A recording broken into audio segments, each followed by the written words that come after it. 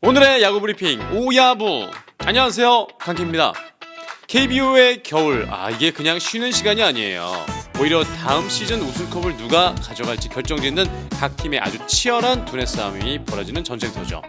다들 청사진을 그리고 있거든요. 자, 그래서 제일 궁금한 게 바로 이겁니다. 과연 어떤 팀이 그린 청사진이 그냥 계획대로만 끝나는 게 아니라 진짜 현실의 우승으로 이어질까요? 지금부터 그 가능성을 한번 들여다보겠습니다. 첫 번째 청사진은 바로 아주 심플합니다. 바로 압도적인 화력이에요. 복잡한 전력 같은 거 없이 그냥 막강한 공격력으로 상대를 찍어 누르겠다, 이런 야심찬 계획을 세운 팀부터 한번 만나보죠. 특히 삼성에서는요, 벌써부터 아주 무시무시한 별명이 하나 생겼습니다. 바로 KDKC 쿼텟입니다. 와, 라인업 보세요.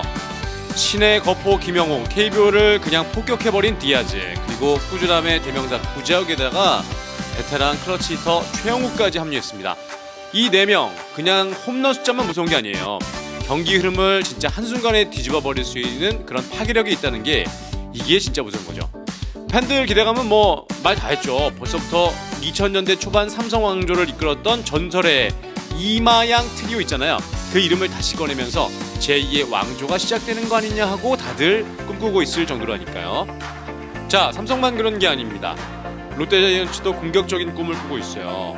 근데 롯데 앞에는 넘어야 할 어떤 역사적인 한계 같은 게 있거든요. 바로 이 숫자 5입니다. 네, 맞아요. 롯데가 40년이 넘는 역사를 가지고 있는데 30홈런 이상 친 토종 타자가 딱 5명 뿐이었대요. 정말 의외죠. 근데 이제 군 복무를 마치고 돌아온 거포 유망주 한동희 선수가 내가 바로 이 6번째 선수가 되겠다라고 아주 당당하게 도전장을 내밀었습니다. 근데 창이 강해졌다고 해서 리그의 상위권으로 간다? 그건 아니죠. 이렇게 다들 방망이를 강화하니까 다른 팀들은 정반대 카드를 꺼내는 팀들도 있습니다. 국내 전력에는 한계가 있으니까 아주 강력한 새로운 외국인 선수를 데려오겠다, 이런 마음을 먹은 팀들이 대부분이죠. KT도 발빠르게 움직이면서 가장 먼저 새로운 외국인 투수와 계약을 했는데, 롯데도 이런 전략으로 비시즌에 선수 영입을 하지 않았죠. 이강철 감독도 이렇게 대놓고 얘기를 했어요.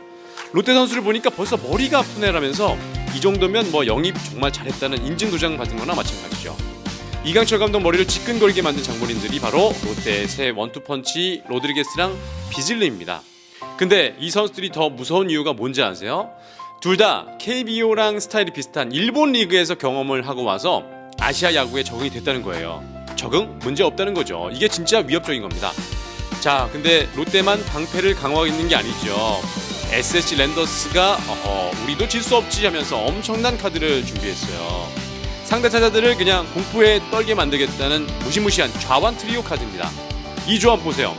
돌아온 베테랑 에이스에 무섭게 성장하고 있는 젊은 스타 김건우 선수, 거기다가 196cm가 되는 새로운 외국인 파워피처, 전부 좌완입니다.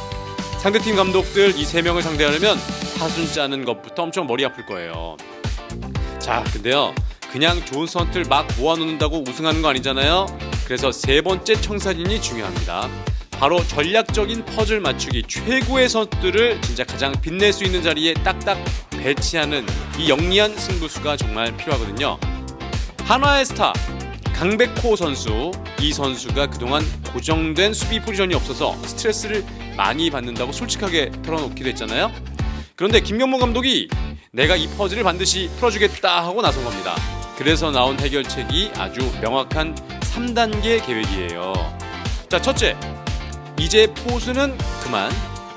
둘째, 1루수로 완전히 집중시킨다. 그리고 셋째, 외야수로 준비시키면서 수비 부담을 줄여준다. 궁극적인 목표는 딱 하나죠. 강백호의 그 천재적인 방망이를 100% 아니 120% 터뜨리게 만들겠다, 이겁니다. 한편 기아 타이거즈는요, 하나보다 훨씬 더 대담한 프로젝트를 시작했습니다. 팀의 미래, 아니 KBO의 미래라고 불리는 김도영 선수 있잖아요. 이 선수를 야수 중에 수비 부담이 제일 크다는 그 유격수 자리에 앉히겠다는 정말 엄청난 승부수를 던진 겁니다. 그리고 기아가 이 프로젝트에 얼마나 진심인지 이걸 보면 알 수 있는데요. 김도영 선수가 햄스트링 부상이 좀 잦았잖아요. 이걸 관리하고 계획을 성공시키려고 아예 전문가, 아주 저명한 트레이너까지 따로 영입을 했다니까요. 정말 대단하죠. 자, 이렇게 다들 멋진 청사진을 그리고 있는데 아무리 계획이 좋아도 아직 채워지지 않는 마지막 퍼즐 조각이 몇 개 남아있습니다.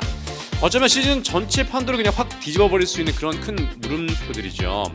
그 중에 제일 큰 물음표는 역시 선수입니다.